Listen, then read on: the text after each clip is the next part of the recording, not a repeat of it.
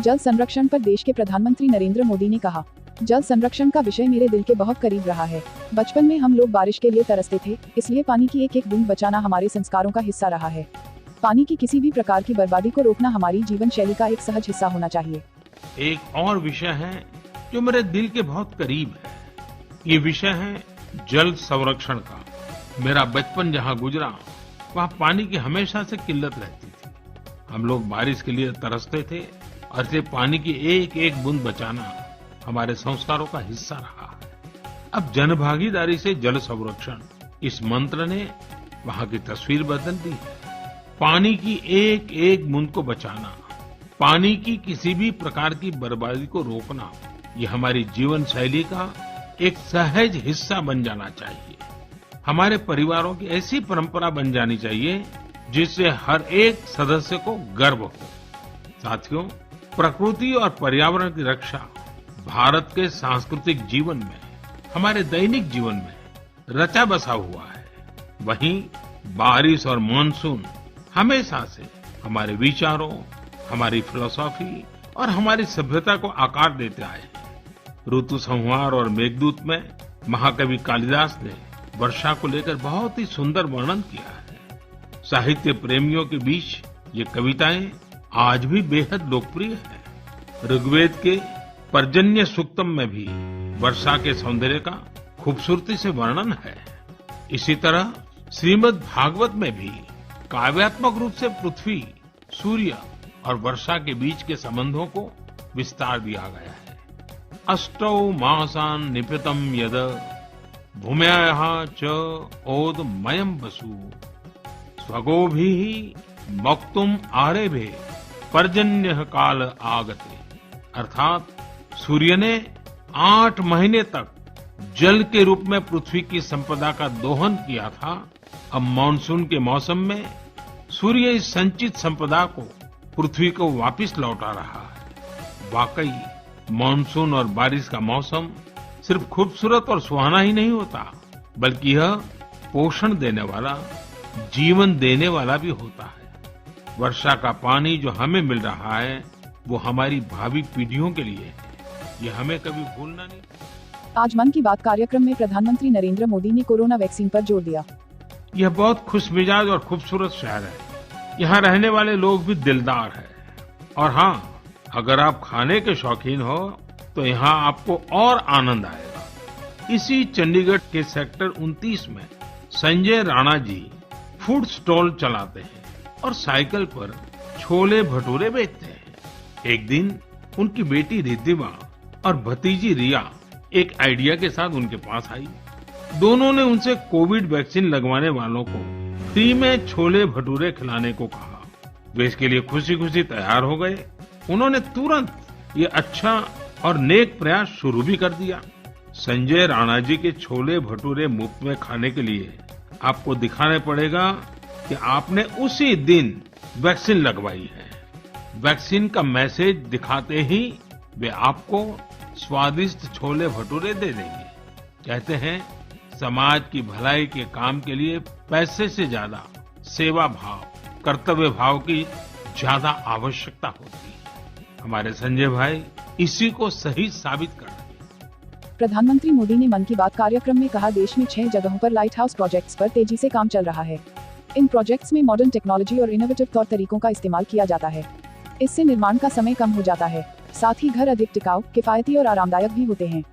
कुछ समय पहले हमने दुनिया भर की ऐसी इनोवेटिव कंपनीज को आमंत्रित करने के लिए एक global housing technology challenge launch किया था। ये देश में अपनी तरह का, अलग तरह का अनोखा प्रयास है, इसलिए हमने इन्हें लाइट हाउस प्रोजेक्ट्स का नाम दिया।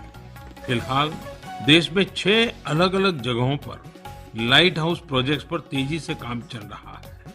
इन लाइट हाउस प्रोजेक्ट्स में मॉडर्न टेक्नोलॉजी और इनोवेटिव तौर तरीकों का इस्तेमाल किया जाता है।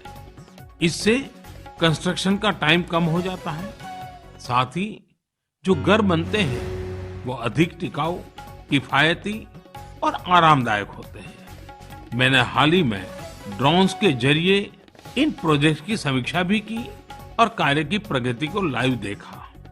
इंदौर के प्रोजेक्ट में ब्रिक और मोर्टार वॉल्स की जगह pre fabricated sandwich panel system का इस्तेमाल किया जा रहा है। राजकोट में लाइट हाउस फ्रेंच टेक्नोलॉजी से बनाए जा रहे हैं, जिनमें टनल के जरिए मोनोलिथिक कंक्रीट कंस्ट्रक्शन टेक्नोलॉजी का इस्तेमाल हो रहा है। इस टेक्नोलॉजी से बने घर आपदाओं का सामना करने में कहीं अधिक सक्षम होंगे। चेन्नई में अमेरिका और फिनलैंड की technologies precast concrete system का उपयोग किया जा रहा है।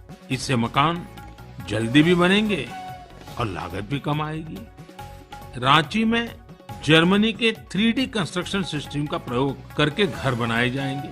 इसमें हर कमरे को अलग से बनाया जाएगा, फिर पूरे स्ट्रक्चर को उसी तरह जोड़ा जाएगा जैसे ब्लॉक टॉयज को जोड़ा जाता है। अगरतला में न्यूजीलैंड की टेक्नोलॉजी का उपयोग कर स्टील फ्रेम के साथ मकान बनाए जा रहे हैं जो बड़े भूकंप को झेल सकते हैं। वहीं लखनऊ में कनाडा की टेक्नोलॉजी का इस्तेमाल किया जा रहा है। इसमें प्लास्टर और पेंट की जरूरत नहीं होगी और तेजी से घर बनाने के लिए पहले से ही तैयार दीवारों का प्रयोग किया जाएगा। साथियों, आज देश में ये प्रयास हो रहा है कि ये प्रोजेक्ट इंक्यूबेशन सेंटर्स की तरह काम करें। इससे हमारे प्लानर्स, आर्किटेक्ट्स, इंजीनियर्स और स्टूडेंट्स नई टेक्नोलॉजी को जान सकेंगे और उसका एक्सपेरिमेंट भी कर पाएंगे।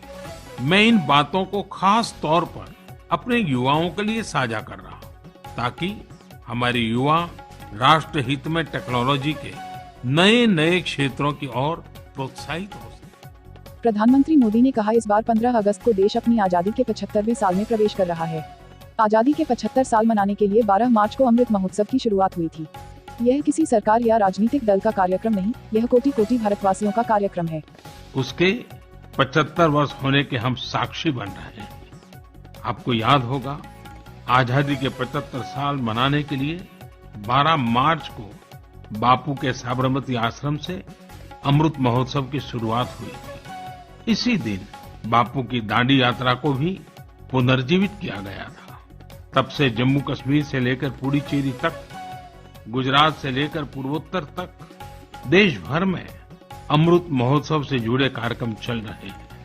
कई ऐसी घटनाएं, ऐसे स्वाधीनता सेनानी जिनका योगदान तो बहुत बड़ा है लेकिन उतनी चर्चा नहीं हो पाई, आज लोग उनके बारे में भी जान पा रहे हैं। अब जैसे मोइरांग डे को ही लीजिए।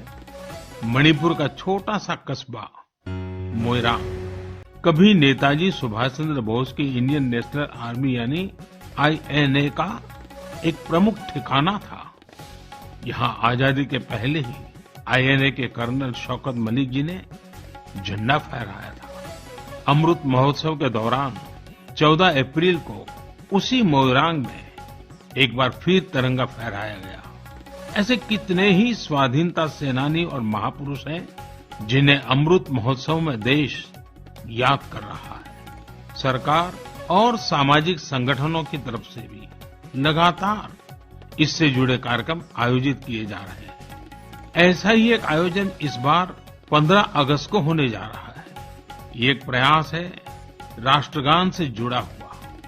सांस्कृतिक मंत्रालय की कोशिश है कि इस दिन ज्यादा से ज्यादा भारतवासी मिलकर राष्ट्रगान गाएं। इसके लिए एक वेबसाइट भी बनाई गई है, राष्ट्रगान.in। इस वेबसाइट की मदद से आप राष्ट्रगान गाकर उसे रिकॉर्ड कर पाएंगे, इस अभियान से जुड़ पाएंगे। मुझे उम्मीद है आप इस अनोखी पहल से जरूर जुड़ेंगे। इसी तरह के बहुत सारे अभियान, बहुत सारे प्रयास आपको आने वाले दिनों में देखने को मिलेंगे। अमृत महोत्सव किसी सरकार का कार्यक्रम नहीं, किसी राजनीतिक दल का कार्यक्रम नहीं, यह कोटि कोटि भारतवासियों का कार्यक्रम है। हर स्वतंत्र और कृतज्ञ भारतीय का अपने स्वतंत्रता सेनानियों को नमन है। और इस महोत्सव की मूल भावना का विस्तार तो बहुत विशाल है। ये भावना है अपने स्वाधीनता सेनानियों के मार्ग पर चलना, उनके सपनों का देश बनाना। जैसे देश की आजादी के मतवाले स्वतंत्रता के लिए एकजुट हो गए थे, वैसे ही हमें देश के विकास के लिए एकजुट। दिल्ली सरकार के मुख्यमंत्री अरविंद केजरीवाल के अंतर्राष्ट्रीय स्तर के दिल्ली स्पोर्ट्स स्टेडियम का सच आज सभी के सामने लाया जा रहा है। यह वो स्टेडियम है जिसके बूते केजरीवाल दावा करती है कि यहां से अंतर्राष्ट्रीय स्तर के खिलाड़ी निकलेंगे और ओलंपिक तथा क्रिकेट जैसे खेलों में भारत का नाम रोशन करेंगे। आपका स्वागत है दिल्ली सरकार के खेल विश्वविद्यालय में, जिसके करोड़ों रुपए के विज्ञापन में आपने देखा होगा कि दिल्ली सरकार ने खेल विश्वविद्यालय बनाया है और इसके लिए कुलपति भी नियुक्त कर दी गई है। और अभी इस ओलंपिक के अंदर जो लोग जीत करके आएंगे या फिर जो भी जीत करके आ रहे हैं, उनको अरविंद केजरीवाल की सरकार करोड़ों रुपए दे रही है, क्योंकि वो ये बताना चाहती है कि वो इसी विश्वविद्यालय से निकल करके आए हैं।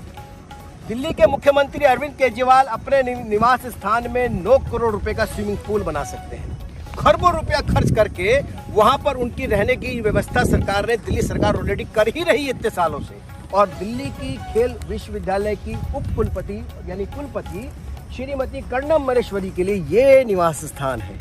इसी जगह पर वो निवास स्थान पर रहती हैं, जो उन्होंने दूसरे नक्शे में कुछ और दिखाया। वो बिल्डर है, कुछ भी बना करके दिखा सकते हैं, और बिल्डर फ्लैट बना करके अक्सर इसी प्रकार से बेचा करता है। यही स्थिति जो वर्ल्ड क्लास बॉक्सर दिल्ली के निकले हैं ओलंपिक में जाने वाले, उसके लिए ये बॉक्सिंग हॉल है।